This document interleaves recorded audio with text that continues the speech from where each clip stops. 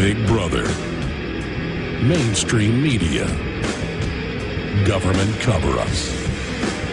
You want answers? Well, so does he. Live from Austin, Texas, broadcasting worldwide, it's Alex Jones.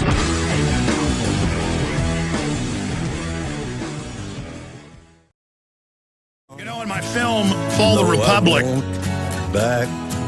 one of the many things we break down is that President Obama has brazenly violated Article 1, Section 9 of the U.S. Constitution by seating himself at the head of the UN Security Council, thus becoming the first U.S. president to chair the world body. And I remember we watched it live when it happened, when he took the month-long rotation on it. There at the UN, Kissinger was there in rapture, all these other globalists. They went on TV after and said this is a great day for the New World Order, a great day for globalism, that a president has now been in a dual capacity for a foreign quasi-government power. And they said 3 weeks ago, this is a great day with the UN resolution. Now 3 weeks and a day ago, and within 36 hours, Obama had taken UN orders and launched an attack without even consulting Congress. I mean, before it was a declaration of war, then it was the authorization of force, which is a token and unconstitutional, impeachable from my research. Now it's just, who needs a stinking Congress when you can have an emperor who takes orders from the UN itself? Now, Bruce Fein, if I go over his bio, it would take hours, but he's a lawyer specializing in constitutional international law, graduated from Harvard in '72. Bruce Fein served as Associate Deputy Attorney General from '81 to '82 as the General Counsel to the Federal Communications Commission under President Ronald Reagan. Fein was also top Justice Department official under Reagan administration. Fein has written numerous articles for the Washington Times, Slate, the New York Times. He's also worked for the American Enterprise Institute, Heritage Foundation, analyst, commentator, American Empire Before the Fall, published by Campaign for Liberty, June of last year. Other books, Constitutional Peril, The Life and Death Struggle of Our Constitutional Republic. Ron Paul, Constitution and Democracy. Ron Paul is among the most notable consistent proponents of Mr. Fein's political commentary. He is quoted on the cover of Constitutional Peril saying, Bruce Fein is one of the most important legal minds of our time. Constitutional Peril is a must-read for American lovers of liberty. So when he talks, we need to listen. And, of course, Politico and countless other publications have gone with his report. GOP lawyer drafts Obama impeachment, and he's been circulating in the halls of Congress this week. Hope he's got his life insurance up. He has a lot of courage.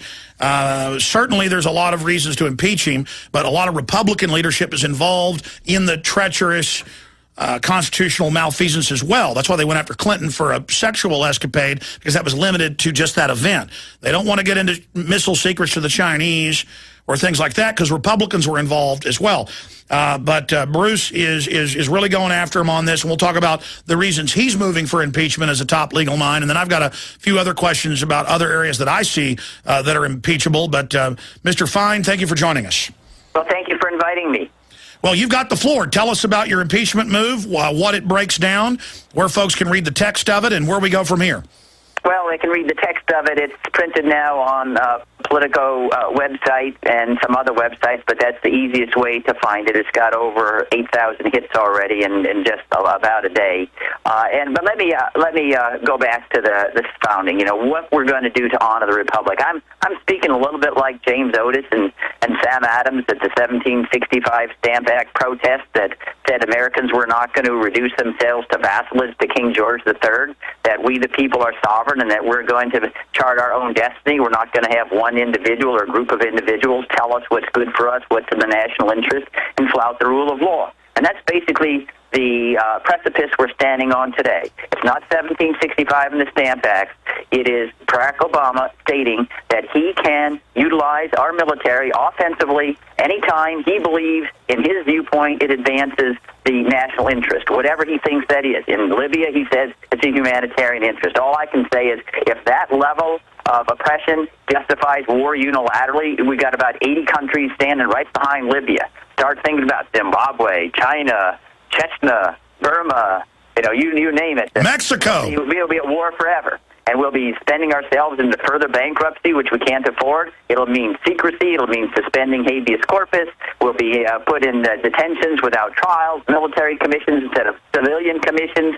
We'll have the greatest amount of invasion of privacy in the history of the United States. The Transportation Security Administration, they'll be looking up every single crevice we've got at the president's decree. Anyway, the fundamental rule of law is at stake here, and the reason is the Founding Fathers were as explicit as they were in any other provision of the Constitution in writing in the Declaration of War Clause, which is assigned exclusively to Congress. Over and over again, at the Constitutional Convention, the ratification debates, the Federalist Papers explaining the Constitution, only Congress can authorize offensive use of warfare, because the entire history of mankind, the entire history of Europe, known to the Founding Fathers, was a history of executives running off and undertaking needless wars to aggrandize themselves. Julius Caesar. Politically. This is Caesar crossing the Rubicon and marching on Rome. That is exactly right.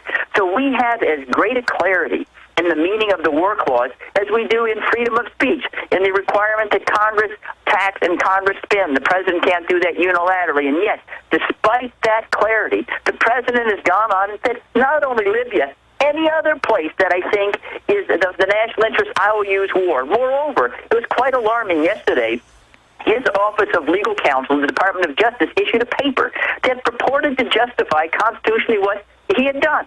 And the paper says that the president has power to go to war offensively, unilaterally, to, quote, support the United Nations Security Council's credibility and effectiveness. Right? Not the Constitution of the United Nations Security Council. Now, the Supreme Court has held for over 50 years a treaty. A treaty cannot supersede constitutional requirements and stipulations, like only war can be authorized by Congress. So it doesn't matter what the UN Security Council says. The president can't do anything with regard to war or regard to taxes or regard to spending unless Congress has authorized it. So we basically have looming on the horizon an emperor, exactly as you said, unlimited power. So whatever freedoms and liberties we enjoy, they are at the sufferance of the president. He can revoke them at any time he wishes. Go to the UN Security Council, well, get a resolution that says we have to suppress free speech in all countries of the world because it's dangerous to incumbents. Anything like that. Now, of course, these hypotheticals seem a little bit strained now because our political culture wouldn't tolerate that. But the precedent, nevertheless, will lie around like a loaded weapon. It's not going to go away in 1 day or 2 weeks or whatever. Maybe Obama won't quite be so brazen in utilizing the absolute power this way, but what about a successor? What about our own Caligula rather than the Roman Caligula? They're going to come at some But they're already, sir, you're absolutely on target here as a top constitutional law scholar. They know what they're doing, but I saw that yesterday at whitehouse.gov, reading that paper where they say the credibility of the UN, not the Constitution, not the law, not the war powers, the UN, but that's double-sided. This then is a direct assault on the power of Congress and hence the power of the American people and our system of checks and balances. So to making the UN credible, that then, if this precedent is allowed to be set through this new international model of governance, then practice, they believe via the international common law will bring it in, setting the precedent that now the Congress is basically ceremonial. That's right. It's an adornment, if you will. It's an adornment. It's ornamentation on the wall, but otherwise, president doesn't think he can get it through Congress. Okay, just go to the UN Security Council, trade off his veto, where he bargains with China and Russia and all these other great countries. That means China and Russia and others have more authority than our Congress. And remember this, even in regards to Libya, Obama consulted more with the Arab League than he did with our U.S. Congress. Now, has the Arab League ever paid a single tax to the United States, ever done anything for us? And he consults with the Arab League. That shows you how zany and dangerous this is. It's the end of constitutional government as a matter of principle. Unbelievable. Bruce Fein, I should ask you, is there a website that's the best place to read your writings and find out about your books? Well, the Campaign for Liberty has a lot of them on there, but it's probably the easiest because I'm in the middle of building a new website now. So if you just Google Bruce Fein, F-E-I-N, you get thousands of things, and that has a pretty good collection. All right, you've laid out the clear-cut, 100% case. They know under international administrative law, they're just practicing this. Possession is 9/10 of the law. They are trampling the republic. This, I said this 3 weeks ago, this is Julius Caesar crossing the Rubicon. I use the exact same analogy because that's what's happening. We see the French under UN pouring into the Ivory Coast, backing rebels, slaughtering innocents with machetes. I mean, clearly the global empire is setting the precedent where they finance rebels who rebel. Then this global empire invades. Its vassals supply Hessian mercs, as Obama has supplied us. What response are you getting in Congress as you walk the halls? Because Republicans might try to impeach him over health care or something, but a lot of these Republicans, they like war. They you know, the military-industrial complex loves to fill their coffers. Well, I think there's a concern, and I would say it's more visceral than cerebral about what the president has done. And you're right, but there are a fair number of freshmen who haven't quite got, intellectually corrupted by those who have been in town so long that they see power in Congress or the executive branch always good because they can become lobbyists afterward and make huge sums, helping their clients navigate their way through big government. But there's certainly a receptivity. There's a recognition. Yeah, it's wrong, but really, what should we do about it? And it's not all that different from Watergate, where I was around. That is, it took a while for the public's support and opposition to the idea if the president does it, it's automatically legal, to push Congress to have Watergate hearings and ultimately the impeachment hearings leading to Nixon's resignation.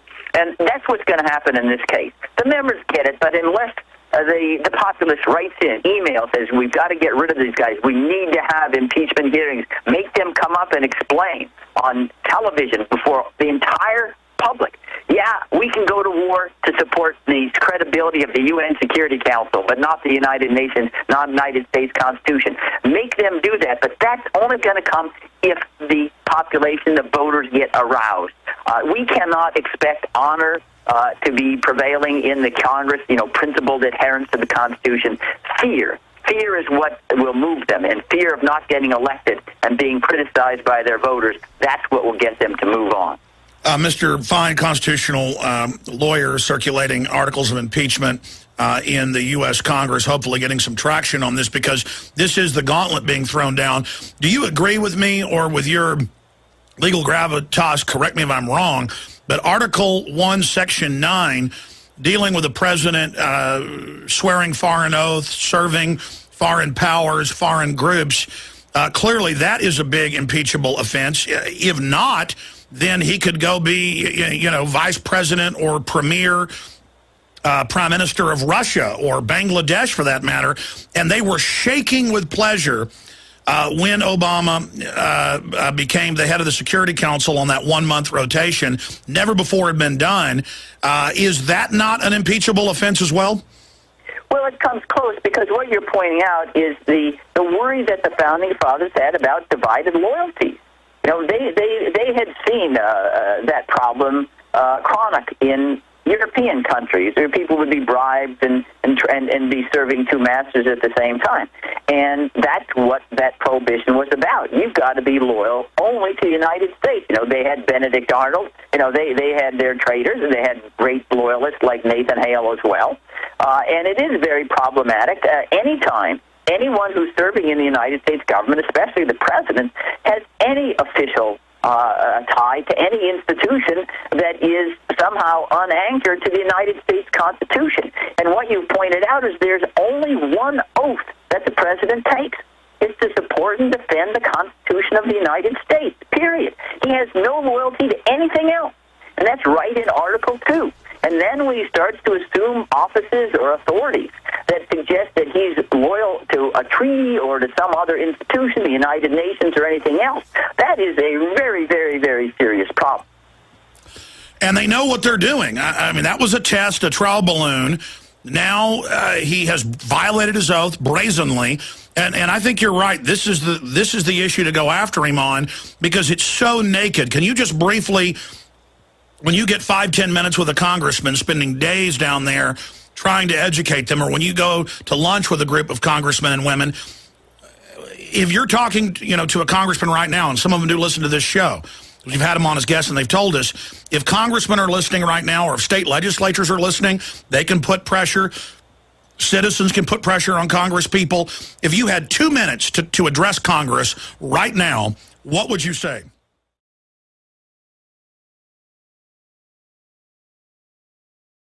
I would say your war power is every bit as much enshrined in the text of the Constitution exclusively as your power to tax and your power to spend.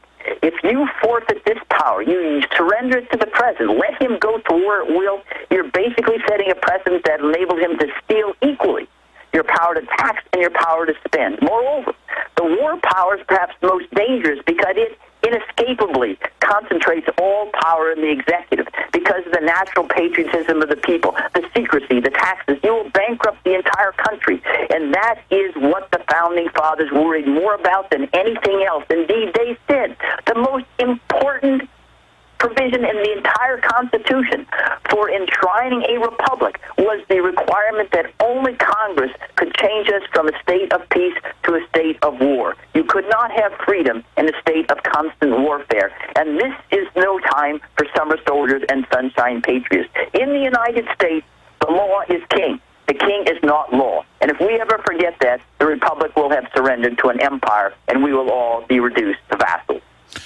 Absolutely. Very well said. Total veritas. And why not just make George Washington a king? It was offered to him. Why not just have a king? I mean, why don't we now have, King George the 25th right now, his great, progeny. Why not, if we're going to have this? And you've got this coterie of bureaucrats and internationalists and UN people now running the presidency.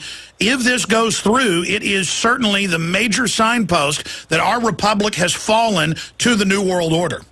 That is absolutely correct. And it's part of it. Maybe you could have some platonic guardian, some great enlightened leader, Hammurabi, who will do great good. But there was one precept upon which this republic was founded. There's a dignity and thrill that comes from charting your own destiny. We may make errors, but we struggle with it ourselves. We are reduced to dwarfs if we are giving responsibility for our own lives and destiny to somebody else.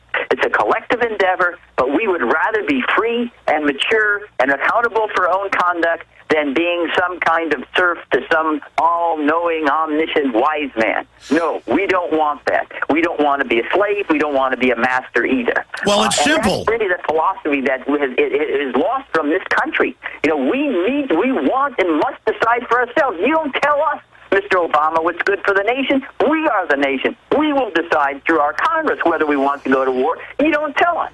Okay, I think I'm in love right now. I got to have you back on a routine basis. Because this guy is just, when you talk to somebody who's done the same research you have, times 10, it is just so wonderful. Because, folks, the truth will set us free. When we are put in the position of slaves, we begin to take on the manner of slaves. We need the responsibility of running our republic, not a bunch of crooks at the UN. Stay there, sir. Let's come back and talk about how we get this impeachment against this tyrant. Everything we said came true. Everything we've done's been right. Bruce Fein, continuing, I mean, this is the gauntlet. This is crossing the Rubicon. This is full UN domination of the executive. This is treason, is it not? Well, treason is defined in the Constitution as consisting of levying war against the United States. So it's not strictly the crime of treason, but it's treasonous to the constitutional philosophy, and that's good enough to make it an impeachable offense. Well, aren't they levying war against the Constitution and the due authority of Congress and the Republic itself? If the Republic is not these laws and these codes and these canons, this is war. Well, it's certainly war in the figurative sense.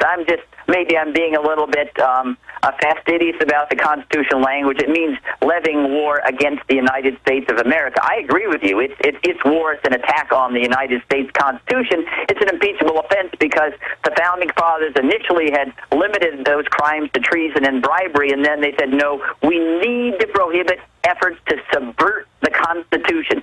Subvert the Constitution. That's exactly what this is. It fits like a glove, the definition of a high crime and misdemeanor that needs to be impeachable and removing the incumbent from office. Well, the good news is monitoring libertarian and conservative radio, a lot of them, most of them are balking at this war, and I don't hear the military calling in going, rah, rah, war, war. The American people are certainly upset, and it's up to them to put the pressure on Congress, the real government that levies war, what can we do to ensure that this impeachment rolls forward, and do you think you're going to see a movement now? It might help if Congressman Ron Paul comes back out on the floor and basically reads a statement that you've written or that he's written. We need to go ahead and throw the gauntlet right back down at him. Well, that is correct, and so that would mean all your listeners email or write in, tell them that you've seen the impeachment article I've drafted, that they need to support that, that you are totally opposed to any idea that a president unilaterally can take us to war to defend the credibility of the United Nations Security Council, that you're interested in charting your own trajectory, and this is a step short of Caesar and in Rome.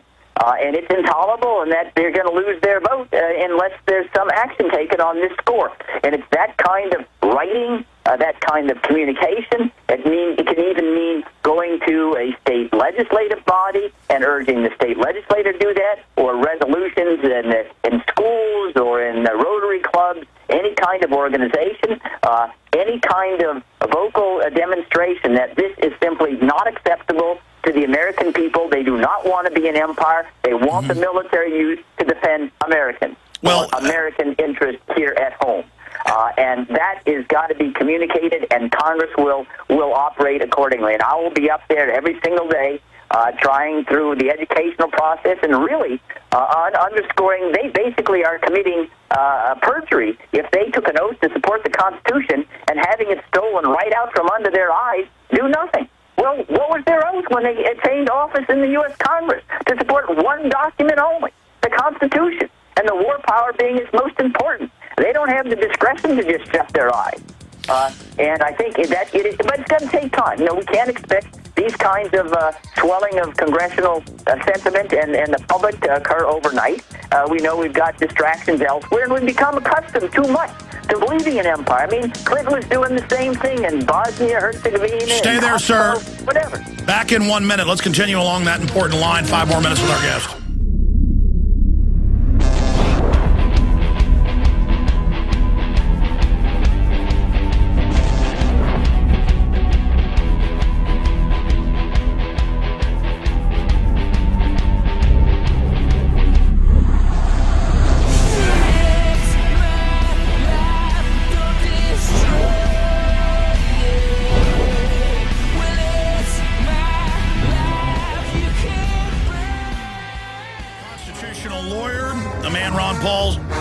Bruce Fein is one of the most important legal minds in our time. Constitutional Peril is a must-read for American lovers of liberty. He's up there working hard all this week on Capitol Hill, bringing forward the evidence of impeachable offense, high crime misdemeanor, violating the war clause of Congress, something that the founders were completely obsessed with. Because look at third world countries. Look what we see in Latin America and Asia. It's always the military or some junta out of their legislature taking over. I mean, this is what Eisenhower warned about in his farewell address in 1961. It's happening. Not with a bang, with a whimper. And we're not going to beat this overnight. But we need to put out the challenge now, put out the facts, build the movement against it, because now this power grab has happened, and they're going to accelerate it. You better believe it. What are some other areas that you see that Obama's engaged in that are impeachable, sir? Well, the two greatest ones are asserting authority to place Americans on assassination lists and just kill them because he says they're an imminent threat to the United States. There's no due process, there's no judicial warrant, no finding of probable cause, having committed a crime, just sticking them on assassination lists. I mean, Nixon had his enemies list, but they weren't set out for killing. Maybe he had an IRS audit or something like that.